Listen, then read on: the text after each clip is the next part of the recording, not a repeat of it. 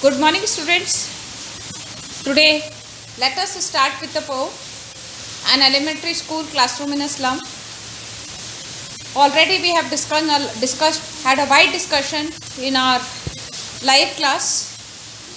Now, today, I am giving you the video on the same chapter. That day I discussed that today we are discussing a wide discussion, and on Monday, when I will share YouTube with you, I will take the same topic. So, first of all, I would like to tell you about the poet. The poet, Stephen Spender, is the poet of this poem, An Elementary School Classroom in a Slum. Now, this poem deals with the theme of social injustice and class inequalities. The children of a slum school are like the scum of the earth. Their faces are pale, their hairs are torn around like rootless weeds. They are stunted figures with twisted bones. They inherit diseases of their parents. They belong to the dirty world of cramped holes. The poet thinks that the gap of the two worlds must be abridged. These unfortunate children must be taken out of their dirty and unhygienic surroundings. They must breathe in fresh and open air. They should be allowed to have full mental as well as physical development. Children, first of all, I would like to recite the whole poem for you. I think it will help you, those who don't have the books. And at the same time, I request my dear students to have the text before you when I take the live class. That day, many of you told me that we all have books, but I request others also to have the text. So let me start with the text of the poem. Here it goes. Far, far from the gusty waves, these children's faces like rootless weeds. The hair torn round the pallor, the tall girl with her weighed down head, the paper-seeming boy with rat's eyes, the stunted, unlucky heir of twisted bones, reciting a father's gnarled disease. His lesson from his desk. At the back of the dim class, one unnoted, sweet and young. His eyes live in a dream of a squirrel's game in a tree room other than this. On stark green walls, donations, Shakespeare's head, cloudless at dawn, civilized doom, riding all cities. Veiled, flowery, Triolets valley, open-handed map, awarding the world its world. And yet, for these children, these windows, not this map, their world, where all the futures painted with a fog, a narrow street. Children, these are the two stanzas. Now, let me take the explanation of the first stanza. Here it goes. Far, far from the gusty wave these children faces. What does the poet say? That far away from the wind or sea wave, the children, the disorderly and unkempt hair of the pale faces look like rootless wild plant. The children who are sitting in the classroom, their faces are pale like a rootless wild plant. Now the poet says the tall girl who is sitting there is depressed. She keeps her head down. The boy who is sitting in a corner is very thin. His eyes are bulging out like those of the rat. His growth is stunted. Stunted means undeveloped, blob. And the body remains, his growth is means stunted, undeveloped. As a result, his body remains undeveloped. He inherited twisted bones of his parents. Actually, he is not reciting a lesson from his desk. He is enumerating, means he is not reciting lesson from his desk, means he is not studying sitting on the desk. Classroom environment for the children, such type of children, has no meaning. Why it has no meaning? Because these children belong to the downtrodden society, slum area. They don't have 2 square meal a day. They don't have basic amenities of life, and therefore they are the worst sufferers, weaker section of the society.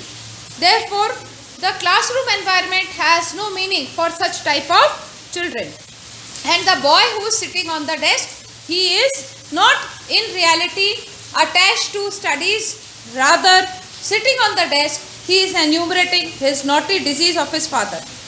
A sweet young boy sits at the back of the dark room. He is unnoticed. Dream seems to be alive in his eyes.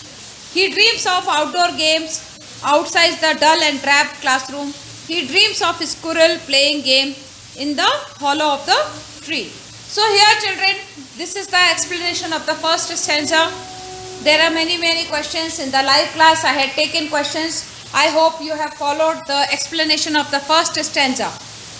The questions again I repeat goes like this. How do the faces of the children of this slum school look like? Explain way down head. Then who is unlucky? As I told you, unlucky means unfortunate. And what is he reciting?